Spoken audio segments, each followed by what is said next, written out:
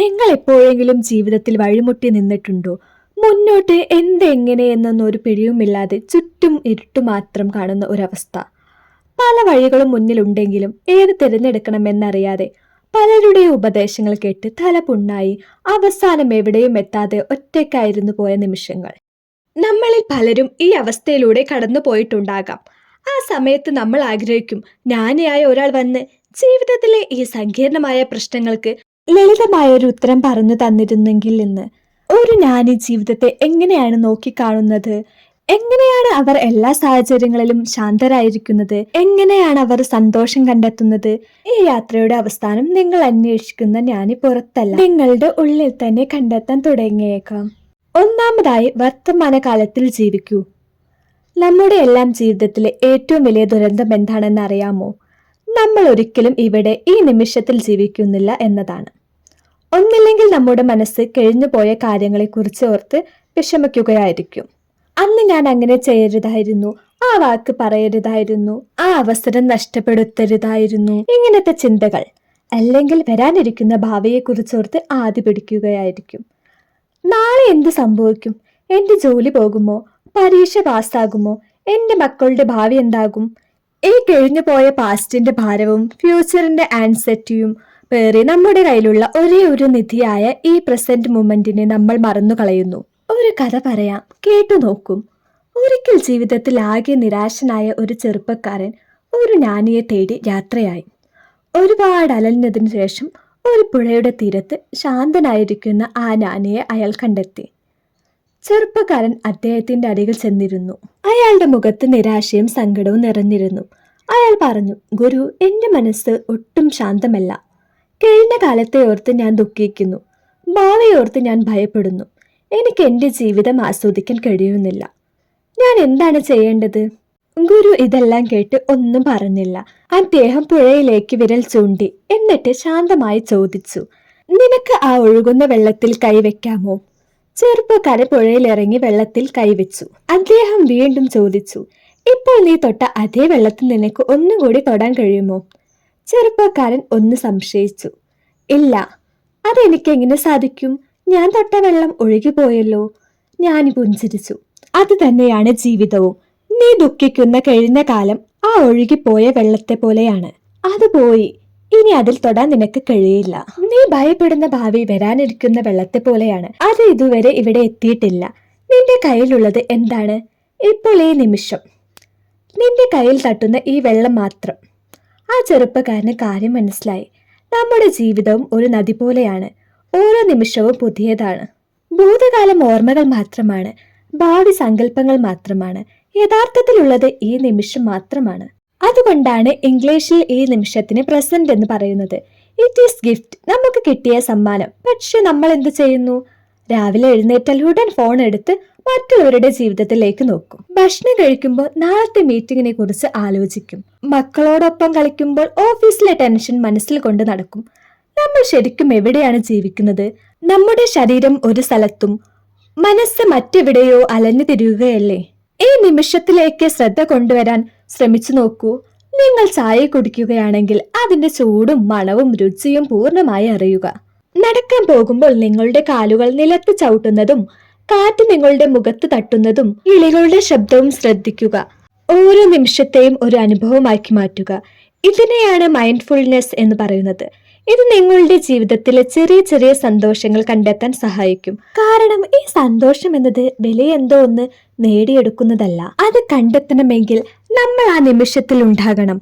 ഭൂതകാലത്തിന്റെ തടവറയിൽ നിന്നും ഭാവിയുടെ ഭയങ്ങളിൽ നിന്നും മോചിതരായി ഈ നിമിഷം എന്ന അത്ഭുതത്തിൽ ജീവിക്കാൻ പഠിക്കുക. ഒരു ക്ഷണം നിങ്ങൾക്ക് ആ വിശേഷം സന്തോഷമാക്കും. പക്ഷെ നമ്മൾ അറിയാതെ ഈ നിമിഷത്തിൽ നമ്മൾ നേരിടുന്നത് എപ്പോഴും സന്തോഷം തരുന്ന കാര്യങ്ങളായിരിക്കണമെന്നില്ലല്ലോ. ചിലപ്പോൾ വേദനകളാവാം, പ്രതിസന്ധികളാവാം, നമ്മൾ ഒട്ടും പ്രതീക്ഷിക്കാത്ത തിരിച്ചടികളാവാം. അപ്പോൾ നമ്മൾ എന്ത് ചെയ്യും? ആ നിമിഷത്തെ എങ്ങനെ ശാന്തമായി നേരിടും? ഇവിടെയാണ് ജ്ഞാനിയുടെ രണ്ടാമത്തെ രഹസ്യം വരുന്നത്. 2. ഒഴുക്കിനൊപ്പം നീങ്ങുക. നമ്മുടെ എല്ലാം അടിസ്ഥാനപരമായൊരു സ്വഭാവമുണ്ട്. To control everything. എല്ലാം നമ്മുടെ നിയന്ത്രണത്തിലായിരിക്കണം. നമ്മുടെ ജോലി, നമ്മുടെ ബന്ധങ്ങൾ, നമ്മുടെ ആരോഗ്യം, എന്തിന് മറ്റുള്ളവരുടെ ചിന്തകൾ പോലും നമ്മൾ വിചാരിക്കുന്നത് പോലെ ആകണമെന്ന് നമ്മൾ വാശി പിടിക്കും. ഈ വാശിയാണ് നമ്മുടെ പകുതി ദുഃഖങ്ങൾക്ക് കാരണം. സത്യം എന്താണ്? Life is uncontrollable. ജീവിതം ഒരു പുഴ പോലെയാണ്. അതിൻ്റെതായ ഒഴുക്കുണ്ട്. നമുക്ക് ആ പുഴയിൽ നീന്താം, അതിന്റെ ഭംഗി ആസ്വദിക്കാം. പക്ഷെ അതിന്റെ ഗതി മാറ്റാൻ നമുക്ക് ശ്രമിക്കാൻ കഴിയില്ല. നമ്മൾ അതിനെതിരെ നീന്താൻ ശ്രമിക്കും തോറും നമ്മൾ തളർന്നു പോകും, മുങ്ങിപ്പോകും. ഒരു ജ്ഞാനി ഇത് മനസ്സിലാക്കും. അവർ ഒഴുക്കിനെതിരെ നീന്താൻ ശ്രമിക്കില്ല, അവർ ഒഴുക്കിനൊപ്പം നീങ്ങും. ചൈനീസ് തത്വചിന്തയിൽ ഒരു മനോഹരമായ സങ്കല്പമുണ്ട്.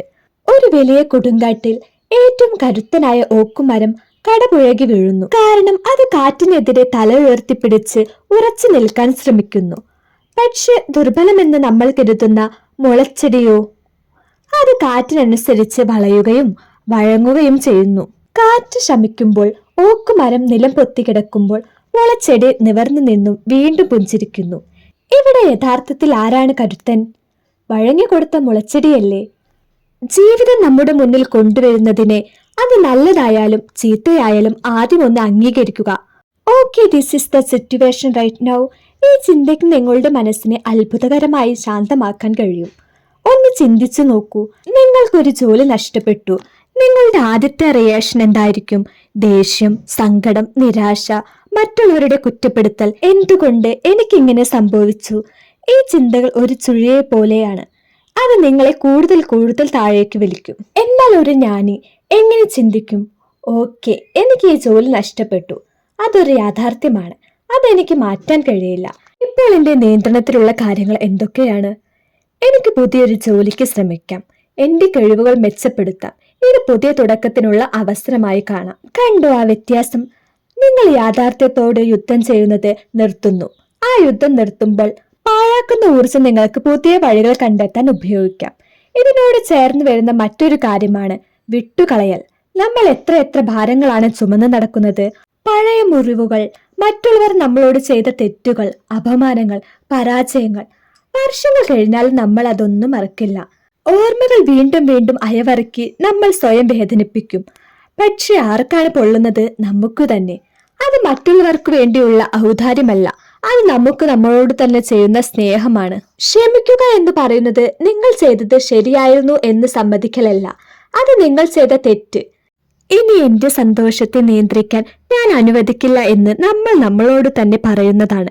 നമ്മളുടെ മനസ്സിൽ നിന്ന് ആ ഭാരങ്ങൾ ഒന്നൊന്നായി ഇറക്കി വെക്കുക. നിങ്ങളെ വേദനിച്ചവരോട് മനസ്സുകൊണ്ട് ക്ഷമിക്കുക. നിങ്ങളുടെ പരാജയങ്ങളെ അംഗീകരിക്കുക. അതിൽ നിന്ന് പഠിക്കുക. എന്നിട്ട് മുന്നോട്ട് പോകുക. ഒഴുകുന്ന പുഴ ഒരിക്കലും വെള്ളം പിടിച്ചു വെക്കാറില്ല, അത് മുന്നോട്ട് ഒഴുകിക്കൊണ്ടേയിരിക്കും. അതുപോലെയാകണം നമ്മുടെ മനസ്സും. ഒന്നിനെയും പിടിച്ചു വെക്കാതെ, ഒന്നിനോടും അള്ളിപ്പിടിച്ചിരിക്കാതെ സ്വതന്ത്രമായി ഒഴുക്കാൻ അതിനെ അനുവദിക്കുക. ജീവിതമാവുന്ന പുഴയുടെ ഒഴുക്കിനൊപ്പം നീങ്ങുക. മാറ്റങ്ങളെ ഭയക്കാതെ അതിനനുസരിച്ച് വഴങ്ങി കൊടുക്കുക. പഴയ ഭാരങ്ങൾ ഇറക്കി വെച്ച് ഭാരം കുറഞ്ഞ ഒരു മനസ്സുമായി യാത്ര തുടരുക. അപ്പോഴാണ് നിങ്ങൾക്ക് യഥാർത്ഥ സ്വാതന്ത്ര്യം അനുഭവിക്കാൻ കഴിയുക. നിയന്ത്രണത്തിലായിരിക്കണം നമ്മുടെ ജോലി, നമ്മുടെ ബന്ധങ്ങൾ, നമ്മുടെ ആരോഗ്യം. എന്തിന് മറ്റുള്ളവരുടെ ചിന്തകൾ പോലും നമ്മൾ വിചാരിക്കുന്നത് പോലെ ആകണമെന്ന് നമ്മൾ വാശി പിടിക്കും. നമ്മൾ വർത്തമാനകാലത്തിൽ ജീവിക്കാൻ പഠിച്ചു. ഒഴുക്കിനൊപ്പം നീങ്ങാനും വേണ്ടാത്ത ഭാരങ്ങൾ ഇറക്കി വെക്കാനും പഠിച്ചു. ഇപ്പോൾ നമ്മുടെ മനസ്സ് കുറച്ചുകൂടി ശാന്തമാണ്, ഭാരം കുറഞ്ഞതുമാണ്. ഇനി ഈ ഭാരം കുറഞ്ഞ മനസ്സുകൊണ്ട് നമ്മൾ എങ്ങോട്ടാണ് നോക്കേണ്ടത്? നമ്മുടെ ശ്രദ്ധ എവിടെയാണ് കേന്ദ്രീകരിക്കേണ്ടത്? ഇവിടെയാണ് ജ്ഞാനിയുടെ മൂന്നാമത്തെയും, ഒരു പക്ഷേ ഏറ്റവും ലളിതമെന്ന് തോന്നാവുന്നതും എന്നാൽ ഏറ്റവും ശക്തവുമായ രഹസ്യം വരുന്നത്. 3. ഉള്ളതിൽ സന്തോഷിക്കുക. നമ്മുടെ ജീവിതത്തിലെ ഒരു സ്ഥിരം പരാതിയുണ്ട്. എനിക്കത് കിട്ടിയില്ല, ഇത് കിട്ടിയില്ല, അവനെ പോലെ ആകാൻ പറ്റിയില്ല, അവളെ പോലെ ഒരു വീടില്ല, കാറില്ല. നമ്മുടെ ശ്രദ്ധ മുഴുവൻ നമുക്കില്ലാത്ത കാര്യങ്ങളിലാണ്. ഈ ചിന്ത നമ്മളെ എപ്പോഴും അസംതൃപ്തരും അസൂയാലുകളുമാക്കി മാറ്റുന്നു. ഒരു ജ്ഞാനി ഇതിന്റെ നേരെ വിപരീതമാണ് ചിന്തിക്കുക. അദ്ദേഹത്തിന്റെ ശ്രദ്ധ തനിക്കുള്ള കാര്യങ്ങളിലായിരിക്കും. ഒരു ദിവസം രാവിലെ എഴുന്നേൽക്കുമ്പോൾ ദൈവമേ, ഇന്നത്തെ ദിവസം കൂടി കാണാൻ സാധിച്ചല്ലോ എന്ന ചിന്തയിൽ തുടങ്ങുന്ന ഒരു നന്ദി. കുടിക്കാൻ ശുദ്ധമായ വെള്ളം കിട്ടുമ്പോൾ, കഴിക്കാൻ ഭക്ഷണം മുന്നിലിരിക്കുമ്പോൾ, സ്നേഹിക്കുന്നവരുടെ മുഖം കാണുമ്പോൾ, അങ്ങനെ ഓരോ ചെറിയ കാര്യത്തിലും അവർ സന്തോഷവും നന്ദിയും കണ്ടെത്തും. ഒരു നിമിഷം കണ്ണടച്ച് നിങ്ങൾക്കിപ്പോൾ നന്ദി പറയാൻ കഴിയുന്ന 5 കാര്യങ്ങളെ കുറിച്ച് ഒന്ന് ആലോചിച്ച് നോക്കൂ. 1. നിങ്ങൾക്കിപ്പോൾ ഈ ശബ്ദം കേൾക്കാൻ കഴിയുന്നുണ്ട്. അതിനർത്ഥം നിങ്ങൾക്ക് കേൾവി ശക്തിയുണ്ട്. ലോകത്ത് എത്രയോ പേർക്ക് അതില്ല. 2, നിങ്ങൾക്കിത് കാണാനോ വായിക്കാനോ കഴിയുന്നുണ്ട്. നിങ്ങൾക്ക് കാഴ്ച ശക്തിയുണ്ട്. 3, ഇത് കേൾക്കാനും മനസ്സിലാക്കാനും നിങ്ങൾക്ക് സമയവും സാഹചര്യവും ഉണ്ട്. 4, നിങ്ങൾക്ക് ശ്വാസമെടുക്കാൻ കഴിയുന്നുണ്ട്. ഈ നിമിഷവും നിങ്ങളുടെ ഹൃദയം ഇടിക്കുന്നുണ്ട്. എത്ര വലിയ അത്ഭുതമാണത്! 5, നിങ്ങൾ സ്നേഹിക്കുന്ന ആരുടെയെങ്കിലും ഒരു മുഖം നിങ്ങളുടെ മനസ്സിൽ വരുന്നുണ്ടാകാം. ആരോഗ്യവും സ്നേഹബന്ധങ്ങളും ഓരോ പുതിയ ദിവസവും എത്ര വിലപ്പെട്ടതാണെന്ന് നമ്മൾ മനസ്സിലാക്കും. നിങ്ങൾ എന്തിനാണോ നന്ദി പറയുന്നത്, അത്തരം കാര്യങ്ങൾ നിങ്ങളുടെ ജീവിതത്തിലേക്ക് കൂടുതൽ ആകർഷിക്കപ്പെടും. നിങ്ങൾ ആരോഗ്യത്തിന് നന്ദി പറഞ്ഞാൽ നിങ്ങളുടെ ആരോഗ്യം മെച്ചപ്പെടും. നിങ്ങൾ ബന്ധങ്ങൾക്ക് നന്ദി പറഞ്ഞാൽ നിങ്ങളുടെ ബന്ധങ്ങൾ കൂടുതൽ ദൃഢമാകും. ഇതിനോട് ചേർന്ന് വരുന്ന ഒന്നാണ് ലളിതമായ ജീവിതം. ഒരു ജ്ഞാനിക്ക് സന്തോഷിക്കാൻ വലിയ ആഡംബരങ്ങളുടെ ആവശ്യമില്ല. അവർക്കറിയാം യഥാർത്ഥ സന്തോഷം വസ്തുക്കളിലല്ല, അനുഭവങ്ങളിലാണ്. ഒരു കുട്ടിയുടെ നിഷ്കളങ്കമായ ചിരി, ഒരു നല്ല പുസ്തകം, ഒരു സുഹൃത്തുമായുള്ള ആഴത്തിലുള്ള സംഭാഷണം, ഇതിലെല്ലാം അവർ ആനന്ദം കണ്ടെത്തുന്നു. നമ്മളോ ഏറ്റവും പുതിയ ഫോൺ, വില കൂടിയ വസ്ത്രങ്ങൾ, വലിയ വീട്, ഇതിന്റെയൊക്കെ പുറകെ ഓടി നമ്മൾ ക്ഷീണിക്കുന്നു. ഒന്ന് കിട്ടുമ്പോൾ അടുത്തതിനു വേണ്ടിയുള്ള ഓട്ടം തുടങ്ങും. ഈ ഓട്ടത്തിനൊരു അവസാനവുമില്ല. ലളിതമായി ജീവിക്കുക എന്ന് പറഞ്ഞാൽ ദരിദ്രനായി ജീവിക്കുക എന്നല്ല അർത്ഥം. അതിന്റെ അർത്ഥം നിങ്ങളുടെ ജീവിതത്തിൽ നിങ്ങൾക്ക് യഥാർത്ഥത്തിൽ സന്തോഷം തരുന്ന കാര്യങ്ങൾക്ക് മാത്രം പ്രാധാന്യം കൊടുക്കുന്നു എന്നതാണ്. അനാവശ്യമായ വസ്തുക്കളും നിങ്ങളെ തളർത്തുന്ന ബന്ധങ്ങളും നെഗറ്റിവിറ്റി ചിന്തകളും ജീവിതത്തിൽ നിന്ന് ഒഴിവാക്കുക. തനിക്ക് മതി എന്നറിയുന്നവനാണ് യഥാർത്ഥ ധനികൻ. നിങ്ങളുടെ ജീവിതം ലളിതമാകുമ്പോൾ നിങ്ങളുടെ മനസ്സും ലളിതമാകും, ശാന്തമാകും. അനാവശ്യമായ ചിന്തകളുടെ കോലാഹലങ്ങൾ ഒഴിവായി അവിടെ സമാധാനവും സന്തോഷവും വന്നു നിറയും. അതുകൊണ്ട് ജ്ഞാനിയുടെ 3ാമത്തെ രഹസ്യം ഇതാണ്: നിങ്ങളുടെ ശ്രദ്ധ ഇല്ലാത്തതിൽ നിന്ന് ഉള്ളതിലേക്ക് മാറ്റുക. ഓരോ ചെറിയ അനുഗ്രഹത്തിനും നന്ദിയുള്ളവരായിരിക്കുക. ജീവിതത്തിലെ അനാവശ്യമായ ഭാരങ്ങൾ ഒഴിവാക്കി ലളിതമായി ജീവിക്കാൻ പഠിക്കുക. അപ്പോൾ നിങ്ങൾക്ക് മനസ്സിലാകും, സന്തോഷം എന്നത് നേടിപ്പിടിക്കേണ്ട ഒന്നല്ല, അത് എപ്പോഴും നമ്മുടെ ഉള്ളിൽ തന്നെ ഉണ്ടായിരുന്ന ഒന്നാണെന്ന്. ഒരു ജ്ഞാനി ഒരിക്കലും എനിക്കെല്ലാം അറിയാമെന്ന് ചിന്തിക്കുന്നില്ല. അവർക്കറിയാം ജീവിതം ഒരു വലിയ പാഠശാലയാണെന്നും താൻ എപ്പോഴും ഒരു വിദ്യാർത്ഥിയാണെന്നും.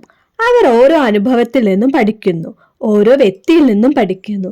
ഒരു ചെറിയ കുട്ടിയിൽ നിന്നവർ നിഷ്കളങ്കത പഠിക്കുന്നു, ഒരു മരത്തിൽ നിന്നവർ ക്ഷമ പഠിക്കുന്നു, പരാജയങ്ങളിൽ നിന്നവർ പുതിയ പാഠങ്ങൾ പഠിക്കുന്നു. ഈ ഒരു മനോഭാവം അവരെ എപ്പോഴും വിനയാവിതരും തുറന്ന മനസ്സുള്ളവരുമാക്കി മാറ്റുന്നു. അവർക്ക് തെറ്റുപറ്റിയാൽ അത് സമ്മതിക്കാൻ മടിയില്ല. പുതിയ കാര്യങ്ങൾ പഠിക്കാൻ അവർക്ക് ജാള്യതയുമില്ല. കാരണം അവരുടെ ലക്ഷ്യം ശരിയാണെന്ന് തെളിയിക്കലല്ല, സത്യം എന്താണെന്ന് മനസ്സിലാക്കലാണ്. നമ്മളിൽ പലർക്കും ഈ മനോഭാവം നഷ്ടപ്പെട്ടു പോയി. കുറച്ച് വിദ്യാഭ്യാസം കിട്ടുമ്പോൾ, ഒരു നല്ല ജോലി കിട്ടുമ്പോൾ, കുറച്ച് പ്രായമാകുമ്പോൾ നമ്മൾ ചിന്തിക്കും, എനിക്കിപ്പോൾ ഒരുവിധ കാര്യങ്ങളൊക്കെ അറിയാമെന്ന്. നമ്മുടെ അറിവിന്റെ ചെറിയ വൃത്തത്തിന്റെ ഉള്ളിൽ നമ്മൾ ഒതുങ്ങിക്കൂടും. പുതിയ ആശയങ്ങളെ നമ്മൾ പുച്ഛിക്കും. നമ്മളോട് വിയോജിക്കുന്നവരെ നമ്മൾ ശത്രുക്കളായി കാണും. നമ്മുടെ വളർച്ച അവിടെ നിൽക്കുന്നു. അറിവിന്റെ സാഗരത്തിൽ താൻ ഒരു തുള്ളി മാത്രമാണെന്ന തിരിച്ചറിവ് അവരെ കൂടുതൽ ജ്ഞാനികളാക്കുന്നു. അതുകൊണ്ട് എപ്പോഴും ഒരു വിദ്യാർത്ഥിയായിരിക്കുക. പുതിയ പുസ്തകങ്ങൾ വായിക്കുക, പുതിയ സ്ഥലങ്ങളിലേക്ക് യാത്ര ചെയ്യുക, നിങ്ങളിൽ നിന്ന് വ്യത്യസ്തരായ ആളുകളുമായി സംസാരിക്കുക, നിങ്ങളുടെ കംഫർട്ട് സോണിൽ നിന്ന് പുറത്തു വരിക, നിങ്ങളുടെ വിശ്വാസങ്ങളെയും ധാരണകളെയും ചോദ്യം ചെയ്യാൻ ഭയക്കാതിരിക്കുക. ജീവിതം നിങ്ങൾക്ക് നൽകുന്ന ഓരോ അനുഭവത്തെയും ഒരു പാഠമായി കാണുക. ഒരു പ്രതിസന്ധി വരുമ്പോൾ എന്തിനെനിക്കിത് സംഭവിച്ചെന്ന് ചോദിക്കുന്നതിന് പകരം ഈ അനുഭവം എന്നെ എന്താണ് പഠിപ്പിക്കാൻ ശ്രമിക്കുന്നതെന്ന് ചോദിക്കുക. ഈ ഒരു ചോദ്യം മാത്രം മതി നിങ്ങളുടെ കാഴ്ചപ്പാടിനെ മൊത്തത്തിൽ മാറ്റാൻ. ഒരിക്കലും പഠനം നിർത്തരുത്. ജീവിതത്തെ ഒരു അത്ഭുതമായി കാണുക. ഓരോ ദിവസങ്ങളെയും പുതിയ കാര്യങ്ങൾ പഠിക്കാനുള്ള അവസരമായി കാണുക. വർത്തമാനകാലത്തിൽ ജീവിക്കുക. കാരണം ഈ നിമിഷം മാത്രമാണ് നിങ്ങളുടെ കയ്യിലുള്ളത്. ഒഴുക്കിനൊപ്പം നീങ്ങുക. കാരണം ജീവിതത്തെ നിയന്ത്രിക്കാൻ ശ്രമിക്കുന്നത് സ്വയം തളർത്താനേ ഉപകരിക്കൂ. ഉള്ളതിൽ സന്തോഷിക്കുക. കാരണം നന്ദിയുള്ള ഹൃദയമാണ് ഏറ്റവും വലിയ സമ്പത്ത്. സ്നേഹത്തോടെ നൽകുക. കാരണം മറ്റുള്ളവർക്ക് നൽകുമ്പോഴാണ് നമുക്ക് ഏറ്റവും കൂടുതൽ ലഭിക്കുന്നത്. എപ്പോഴും ഒരു വിദ്യാർത്ഥിയായിരിക്കുക. കാരണം ജീവിതം എപ്പോഴും നമ്മളെ പുതിയ പാഠങ്ങൾ പഠിപ്പിച്ചുകൊണ്ടേയിരിക്കും. ഈ കാര്യങ്ങൾ ഒറ്റ ദിവസം കൊണ്ട് ശീലിക്കാൻ കഴിയണമെന്ന് വരില്ല. ഓരോ ദിവസവും ഓരോ നിമിഷവും ബോധപൂർവം ശ്രമിക്കുക. ചിലപ്പോൾ നമ്മൾ മറന്നു പോകും, പഴയ ശീലങ്ങളിലേക്ക് തിരികെ പോകും. സാരമില്ല, വീണ്ടും തുടങ്ങുക. എല്ലാ തവണ വീഴുമ്പോഴും എഴുന്നേറ്റ് വീണ്ടും നടന്നു തുടങ്ങുക. അത് എത്തിച്ചേരേണ്ട ഒരിടമല്ല, അത് നടക്കേണ്ട ഒരു വഴിയാണ്. ആ വഴിയിലെ ഓരോ ചുവടും മനോഹരമാണ്. നിങ്ങൾ അന്വേഷിക്കുന്ന ആ നാനിയും ആ സമാധാനവും ആ സന്തോഷവും നിങ്ങളുടെ ഉള്ളിൽ തന്നെയുണ്ട്. അതിനെ കണ്ടെത്താനുള്ള താക്കോലുകളാണ് ഈ രഹസ്യങ്ങൾ. ഈ വാക്കുകൾ നിങ്ങളുടെ ഹൃദയത്തിൽ ഒരു ചെറിയ വെളിച്ചമെങ്കിലും നിറച്ചുവെങ്കിൽ, ഈ യാത്രയിൽ നിങ്ങൾ തനിച്ചല്ല എന്നൊരു തോന്നൽ നൽകിയെങ്കിൽ, അതാണ് എൻ്റെ ഏറ്റവും വലിയ സന്തോഷം.